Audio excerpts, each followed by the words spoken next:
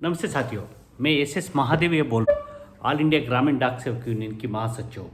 मैं आज जो जीडीएस की अनुकंपा नियुक्ति के संबंध में ग्रामीण डाक सेवक कंपैशनेट एंगेजमेंट स्कीम 2023 का मैं पहले हम लोग अप्रैल महीने में मार्च महीने भी हम लोग बताया था। हमारा साथ तो कंसल्टेशन हुआ यूनियन के साथ।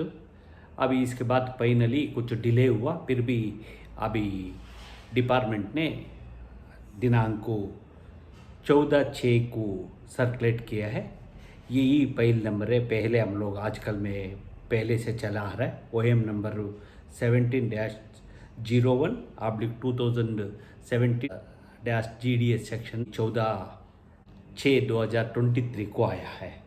इसमें इस स्कीम का 2023 बोला जा रहा है और इसमें आप लोग को मालूम है ग्रामीण डाक सेवकों का पहले से दे रहा आ रहा है।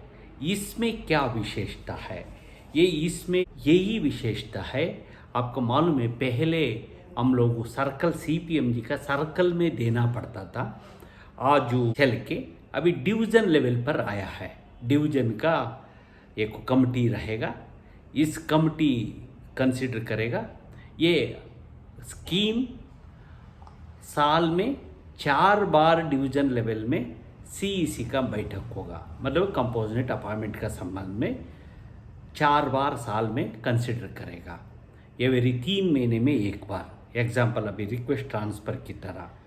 साथियों, अभी किस किस का एलिजिबल है ये इसमें बोल रहा है। ये डेथ हुआ GDS का डिपेंडेंट फैमिली मेम्बर्स का डिपेंडेंट, मतलब सपोज मतलब उनको श्रीमती पहले में आता है।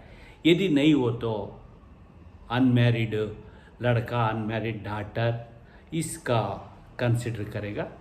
यदि नहीं इसको परिवार में मैरिज लड़का भी एलिजिबल होगा और इवन उनको बहू भी, लड़का का विडो बहू भी अपॉइंटमेंट ले सकता। और इसमें एक ही कमी है, हम लोग मैरिड वुमेन एम्प्लॉयज़ के लिए एक मांग रहा था पहले से। बहुत केसेस में रेफर किया हो हमारे वेबसाइट में, आज भी बहुत जगह से, मतलब ये आज का नियम के अनुसार, ये इस नियम के मुताबिक को ये यदि एक बेटी डिसीज्ड एक GDS का बेटी का शादी हो गया हो तो ये एलिजिबल नहीं होगा। इसमें शर्त है, यदि ये दिन में डाइवर्स हो के उनको डिपेंडेंट हुआ हो तो, उनके ऊपर निर्भर हुआ हो तो उनको दे सकता करके है। हमारे में क्या होता है, एक एग्जाम्पल, एक मियाँ बीबी है, हमारा GDS का पत्नी है, उनको उम्र हो गया 50-60 साल। आजकल में 40 साल के ऊपर हूँ, 50 साल के ऊपर हूँ, बहुत बीमारी आता है। अभी हमारा सामने कुछ केसेस आया। ये केसेस में ये GDS की पत्नी का उम्र 50 के ऊपर हो गया, उनको हार्ट का भी प्रॉब्लम था और कुछ सीरियस किडनी इत्यादि का भी प्रॉब्लम था। ये कोरोना टाइम में गुजर गया। कोरोना से में गुजरने के बाद आपको मालूम है हाल कैसे होगा, ये आर्नेस कैसे रहता है, बहुत मुश्किल वक्त होता है। ये समय में एक उनको परिवार में 2-3 केसेस है हमारे पास। दो ही लड़की है, एक परिवार में 2 लड़की, लड़का नहीं है। ये इसमें क्या हुआ, दोनों का शादी हो चुका है, दोनों बेटियों का। अभी उनको सपोज मतलब डिसीज्ड GDS का श्रीमती काम करने का लायक नहीं है डिपार्टमेंट में, और उनको बहुत खर्च हुआ है मेडिकल इत्यादि के लिए, बहुत लोन भी है। अभी डॉक्टर का शादी हो चुका है। ये शादी हुआ उनको डॉक्टर का, उनको ससुराल का भी आर्थिक स्थिति खराब है, मतलब उनको खुद कमाई पर माँ का संभाल नहीं सकता। इस समय में मांग रहा, हम लोग इसका भी इसमें प्रोविज़न नहीं है, हम लोग कोशिश कर रहा है।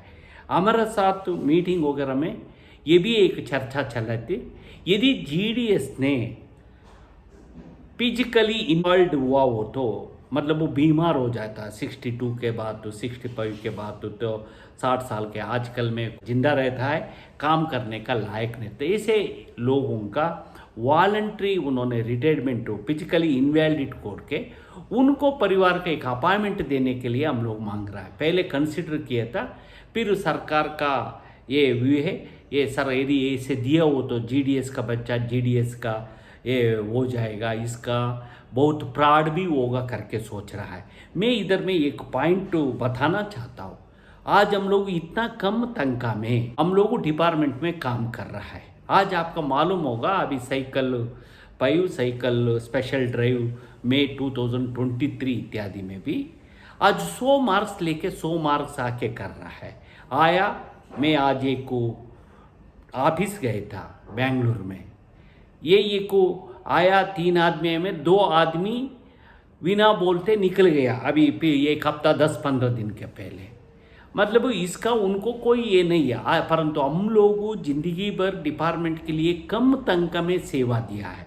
चीप लेबर पॉलिसी का मुताबिक को हम लोग डिपार्टमेंट का ये किया है, इसलिए ये विशु कंसिडर करना चाहिए। हमारा वकालत है, हम लोग इस संबंध में एक हम लोग डिपार्टमेंट का एक लेटर लिख के आग्रह किया जाएगा। कोशिश होगा, हमारा प्रयत्न हम लोग को करें, इसमें और थोड़ा कुछ होना चाहिए, खासकर 2 विषय में, और बाकी बहुत अच्छा है स्कीम में। और 2 है, एक यदि मैरिज डॉटर कभी एक ऐसे परिस्थिति में उनको ऑप्शन देना चाहिए, उनको कोई दूसरे रास्ता नहीं हो तो इवन मैरिज हुआ डॉटर माँ की और फादर की देखभाल करने के लिए गारंटी दे तो उनको अपॉइंटमेंट देना चाहिए।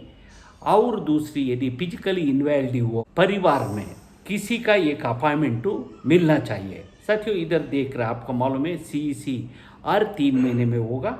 ये केसेस जनवरी से मार्च तक डेथ हुआ जीडीएस को आईपी एएसपी इंस्पेक्टर इत्यादि उनको डेथ हुआ जीडीएस का संबंध में मालूम होते हैं, उन केसों का ऑनलाइन में अपडेट करना है। ये कर लिए हो तो जनवरी से मार्च तक को किया हो तो इसमें ये आगे उनको होगा। अप्रैल में 2 महीने के अंदर सीईसी का बैठक होगा। ये सीईसी का बैठक होने के बाद subject to director postal services का अप्रूवल के बाद उनको अपॉइंटमेंट मिल जाएगा। इसी तरह जनवरी से मार्च का ये हो गया, अप्रैल से जून तक यदि केसेस कर गए हो तो उनको जुलाई अगस्त महीने में सीईसी होके उनको अपॉइंटमेंट देने के लिए कोशिश करेगा। और जुलाई से सितंबर तक वो हो तो उनको अक्टूबर नवंबर में सीईसी होगा, उन केसों करेगा। और अक्टूबर से दिसंबर हुआ हो तो उन केसों का जनवरी फरवरी में सीईसी होगा। यदि इसमें कुछ रिलैक्सेशन देने के लिए बात किया है, यदि जीडीएस एम्प्लॉयज एलिजिबल, यदि के एग्जांपल एजुकेशन क्वालिफिकेशन है, एजुकेशन क्वालिफिकेशन 10वीं पास नहीं है, उन केसेस में उनको 3 साल के अंदर उनको परीक्षा पास करके देने के लिए एक गारंटी एक रिलैक्सेशन दिया है। यही रिलैक्सेशन इस तरह कुछ रिलैक्सेशन दिया है, समय दिया है। यदि पहले होता था आप एलिजिबल नहीं हो, क्वालिफिकेशन नहीं हो तो आपका रिजेक्ट हो जाता था। अभी ऐसे नहीं, अभी आपका 3 साल का समय देगा अपॉइंटमेंट लेने के बाद। यही शर्त होता है आपका, यदि आप इंक्रीमेंट वगैरह नहीं मिलेगा, प्रोविजनल अपॉइंटमेंट 3 साल रहेगा, मेट्रिकुलेशन पास होने के बाद तो आपको इंक्रीमेंट वगैरह मिलेगा, यही कंडीशन है। ये इसमें पहले कौन अपॉइंटमेंट होता है उन्हें सीनियर जाएगा, मतलब जनवरी फरवरी में अपॉइंटमेंट हुआ साल में उन्हों पहले दिया जाएगा, बाद में फिर अप्रैल मई का।